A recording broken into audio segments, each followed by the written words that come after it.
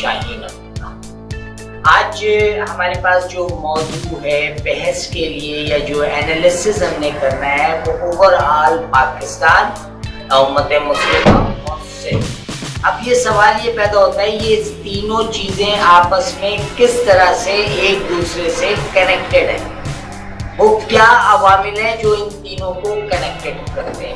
Triple اے sky one کے programme میں ہی میں نے کورونا ڈیزاسٹرز کے شروع میں یعنی 2019 کے اواخر میں 2020 کے شروعات میں بہت ساری چیزیں کورونا کا اسپیکٹ بتایا تھا کہ کرونا ڈیزاسٹر کیوں لایا گیا ہے، بل گیٹس نے یا مائکروسافٹ نے اتنے سارے پیسے کیوں خرچ کیے ہیں کورونا ڈیزاسٹر پہ، یعنی ایک ایک موت کی قیمت 10-10 لاکھ روپے حکومت کو کس مد میں دیے ہیں۔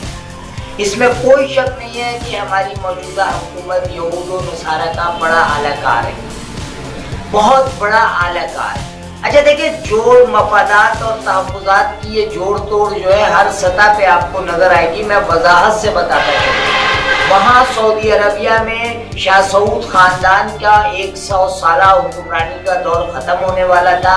ایک ایسے شہزادے کو جو 66 سال سے لندن میں مقیم تھا، اس کو لا کے سعودی فرمانروا بنانا، سعودیہ حکومت کو سبوتار کرنا اور امت مسلمہ کو سبوتار کرنا کرونا ڈیزاسٹر کا مقصد تھا، جو کہ میں نے اپنے پروگراموں میں بہت وضاحت سے بتایا۔ اب آ جائیں آپ تھوڑا سا ہمارے ملک کی اپنی سیاست میں۔ دیکھیں، ہمارے یہاں جو آج کل 2004 کے بعد ملنے والی آزادی جو صحافت کو ملی ہے، صحافت اس میں کوئی شک نہیں کہ کسی بھی حکومت کا 5واں ستون ہوتا ہے اور اہم ترین ستون ہوتا ہے جس پہ حکومت بیس کرتی ہے، رلائی کرتی ہے۔ اب اسی صحافت کے ذریعے، اسی صحافت کا ایک ایلیمنٹ ہے سوشل میڈیا۔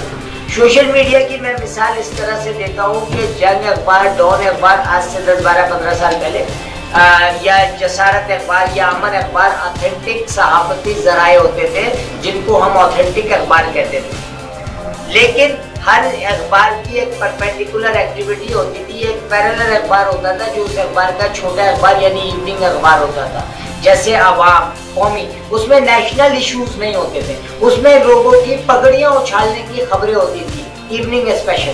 مثلا کسی کی تصویر لگا کر کے اس کے نیچے ایک فرسودہ سی کہانی چلانا ان اخباروں کی ریٹنگ تھی یا ان اخباروں کی سرکولیشن کی وجہ ہوتی تھی۔ اب وہ جس کے خلاف خبر چلائی ہوتی تھی اور جس نے چلوائی ہوتی تھی وہ 2000 کاپیاں خرید لیتا تھا ہوکر سے، وہی اس غریب صحافی یا اس میڈیا ہال یا پرنٹ ہاؤس کے مالک کی وہی آمدنی ہوتی تھی۔ یعنی صحافت میں ریکٹنگ اس وقت بھی تھی۔ اب آ جائے موجودہ دور میں تو سوشل میڈیا کا کردار بالکل ویسے ہی ہے جیسے آپ کی ایوننگ اخبار، کسی کی پگڑی اچھالنا، کسی کے خلاف کوئی بات کہہ دینا۔ لیکن ان جاہلوں کو جو اس طرح کی حرکتوں میں ملوث ہیں انہیں پتہ نہیں ہے کہ 2021 مارچ میں سخت ترین آرڈیننس آ گئے ہیں۔ سوشل میڈیا کے ایڈمن کے خلاف کارروائی ہو سکتی ہے، اس واٹس ایپ گروپ کے ایڈمن کے خلاف کارروائی ہو سکتی ہے اگر کوئی شخص کنسرن اتھارٹیز تک چلا گیا، اور جانے کا بھی بہت آسان طریقہ ہے۔ جگہ جگہ سائبر ونگ کے نمبر موجود ہیں، آپ کے خلاف جو خبر لگی ہے اس کو رائٹ کلک کریں، پیسٹ کریں اور وہاں بھیج دیں اپنی کمپلین کے ساتھ۔ ودن دا 24 آور FIA کارروائی کر دیتی ہے، لیکن چونکہ اویئرنیس نہیں ہے، پتہ نہیں ہے، اس لیے اچھا بدنصیبی یہ ہے کہ ہمارے یہاں جو سوشل میڈیا پہ ایکٹیویٹیز ہو رہی ہیں وہ انہیں یعنی غریب آبادیوں میں ہو رہی ہے، جیسے سجانی لے لیں، لیاقت آباد لے لیں، آپ کا کورنگی لے لیں، اورنگی لے لیں، لاڈی لے لیں، یعنی ان مضافاتی بستیوں میں یہ واٹس ایپ گروپ کاروائیاں کر رہے ہیں، کام کر رہے ہیں جن مضافاتی بستیوں میں لٹریسی ریٹ نہیں ہے، اویئرنیس نہیں ہے، جہالت ہے، غربت ہے۔ تو میرے کہنے کا مقصد یہ ہے کہ پاکستان میں بتدریج ہم یہودیوں کے اعلی کار بنتے بنتے، یعنی دیکھیں میں ایک بہت چھوٹی سی مثال دے رہا ہوں، کراچی اور حیدرآباد کی سیاسی قوت کو ایک دم سے رینجرز کے ذریعے ختم کرایا گیا، وہ قوت ختم ہو چکی ہے۔ اس قوت کی پیرلر چونکہ کوئی قوت نہیں تھی، جوڑ توڑ اور مفادات کا اور تحفظات کا ایک ایسا نظام بن گیا، ایک ایسا سسٹم بن گیا کہ اس کی بینیفیشری بھی سسٹم ہو گیا، یعنی عملاً سندھو دیش بن چکا ہے۔ عملاً اس شہر میں کراچی حیدرآباد میں سندھو دیش کی حکومت ہے، اور یہ وہ سندھو دیش ہے جس کی حفاظت بھی، جس میں آرمی کا پروفائل ہی نہیں ہے، یعنی اس حکومت کے پاس آرمی کا نہ کوئی بجٹ ہے نہ کوئی آرمی ہے، کیونکہ پاکستان کی آرمی اس کی حفاظت کر رہی ہے، اور یہ انتہائی انٹلیکچوئل، انتہائی ذہین شخص آصف علی زرداری کا کارنامہ ہے۔ دوسری جو پیرالل حکومت تھی یعنی MQM، یعنی کراچی اور حیدرآباد کے جو شہری، سندھ کے جو شہری علاقے، سب سے پہلی وضاحت میں جو آپ کو کرتا چلوں وہ یہ کہ کراچی کبھی بھی سندھ کا حصہ تھا ہی نہیں۔ نواب بمبور نے 1946 میں کلیکٹرز کے ذریعے کراچی کو پٹے پہ حاصل کیا تھا۔ کراچی بنیادی طور پہ بامبے کا حصہ تھا، دس از اے پارٹ آف دا راجدھانی بامبے۔ لیکن موجودہ صورتحال یہ ہے کہ کراچی کی جو مقامی قیادت تھی اس کو ڈیمولش کر کے، اس کو ختم کر کے اس کا فائدہ اٹھایا ہے جے سندھ نے، اور اب جب وقت گزر گیا، پانی سر سے اوپر ہو گیا، تو آفاق احمد، مصطفیٰ کمال، خالد مقبول صدیقی، ڈاکٹر وہ کیا نام ہے اس کا، ڈاکٹر فاروق ستار، یہ وہ لوگ ہیں جو اس شہر کے ریپرزینٹیٹیو تھے۔ اب یہ کہتے ہیں کہ جی مقبوضہ کراچی آپ ڈکلیئر کرو، کراچی کو ہم آزاد کرا لیں گے۔ ارے یار، پہلے آپس کے اختلافات تو ختم کرو، پھر کراچی کو آزاد کرانے کی بات کرو گے۔ کراچی اب بنیادی طور پہ سندھو دیش کا کیپٹل ہے۔ کراچی کے کسی اضلاع میں نون سندھی ڈپٹی کمشنر نہیں ہے۔ کراچی کے دیکھیں، صوبے کو کون چلاتا ہے؟ یا تو پولیٹیکل ایک سسٹم ہوتا ہے، ایک میٹروپولیٹن سسٹم ہوتا ہے، یا ایک میونسپل کمشنرز کا سسٹم ہوتا ہے، ایک بلدیاتی نظام ہوتا ہے، وہ شہر کو چلاتا ہے۔ آپ کا بلدیاتی نظام سب سے پہلے ختم کیا گیا۔ پہلی چیز جو جس کے بینیفیشری سندھ گورنمنٹ یا جے سندھ کے لوگ ہیں وہ یہ کہ جب پورے شہر میں، پورے ملک میں میٹروپولیٹن سسٹم ہے، تینوں صوبوں میں میٹروپولیٹن سسٹم ہے، تو سندھ میں 1974 کا BD سسٹم کیوں رائج کیا گیا؟ اس وقت جب یہ کیا جا رہا تھا، اس وقت متحدہ میں جان تھی، متحدہ کے MPA MNA تھے، اس وقت فیڈرل گورنمنٹ میں حوض علی میں نہیں، بغض معاویہ میں، متحدہ کی دشمنی میں انہوں نے یہ نظام رائج کیا پورے ملک میں۔ پارلیمان جو یعنی سسٹم تھا وہ میٹروپولیٹن تھا۔ سندھ میں 1974 کے تحت کونسلر کا نظام، چیئرمین کا نظام رکھا گیا۔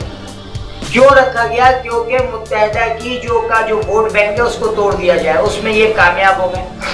دوسری چیز، متحدہ کے مختلف دھڑوں کو فیڈرل گورنمنٹ نے آرمی اور رینجرز کے ذریعے سپورٹ کیا، ان کے آپس کے اختلافات کو ہوا دیا کہ ان کا نام و نشان مٹ جائے۔ اب جب اردو اسپیکنگ کمیونٹی تیسرے درجے کے شہری ڈکلیئر ہو چکے ہیں، یہاں پر سارا بلدیاتی نظام کمشنر کے تحت ہے، اور کمشنر لاڑکانہ نواب شاہ سکھر بھکر سے نان میٹریکولیٹ لا کے بٹھایا گیا ہے، جو اس شہر کو کنٹرول کر رہا ہے۔ دیکھیں، میں ایک بہت چھوٹی سی مثال دے رہا ہوں، بہت چھوٹی سی، جس کا ہر بشعور آدمی تعین کر سکتا ہے کہ سوراخ کوٹ پر کووڈ-19 کے تحت بند نہیں ہوتی ہیں دکانیں۔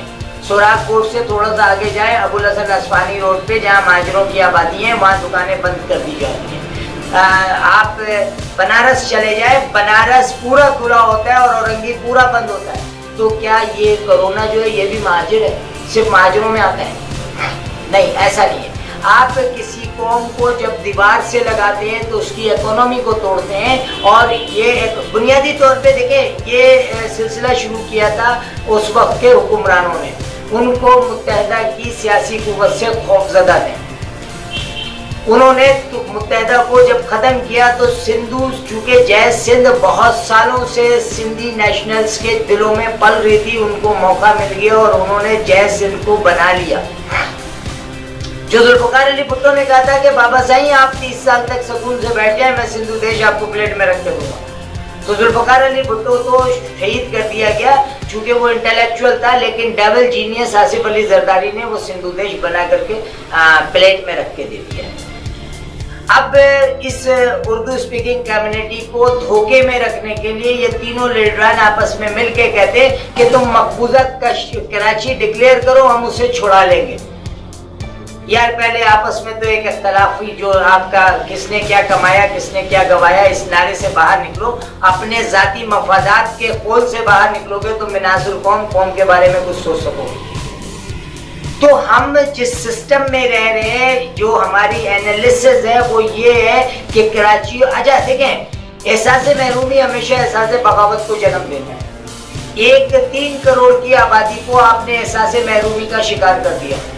मैं उसके एस्पेक्ट्स पे नहीं जाऊंगा, मैं ये नहीं कहूंगा कि आपने गलत किया या सही किया, क्योंकि ये सहाफियाना असूल के खिलाफ है। मैं तो सिर्फ वो बात करूंगा जो जनरल एनालिसिस है, जो हर शख्स के जहन में, अगर कोई शख्स उर्दू बोलता है या कराची और हैदराबाद का रहने वाला है तो वो सोचने पर मजबूर है कि हम कहाँ खड़े हैं।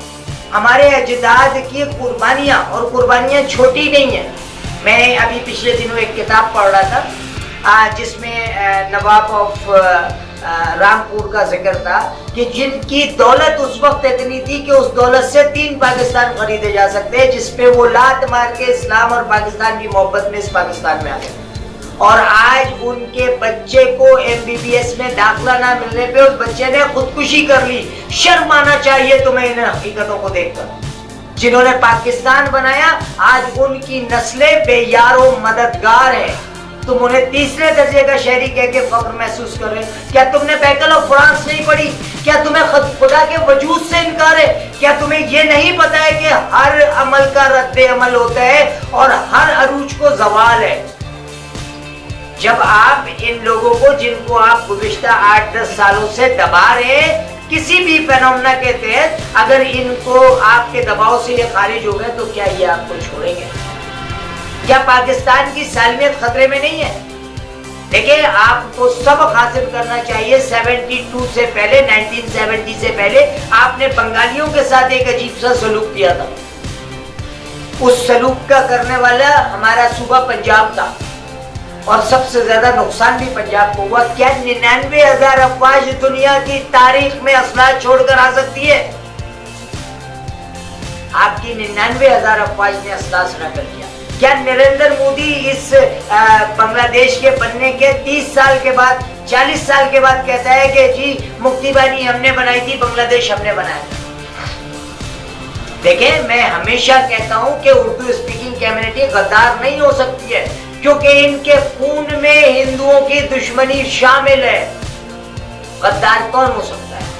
वो जो सिंधु देश बना रहे हैं, वो जो महात्मा गांधी के पास जाके कहता था कि साईं हमें तो हिंदुस्तान के साथ ही रहना है, हमें पाकिस्तान नहीं बनाना है।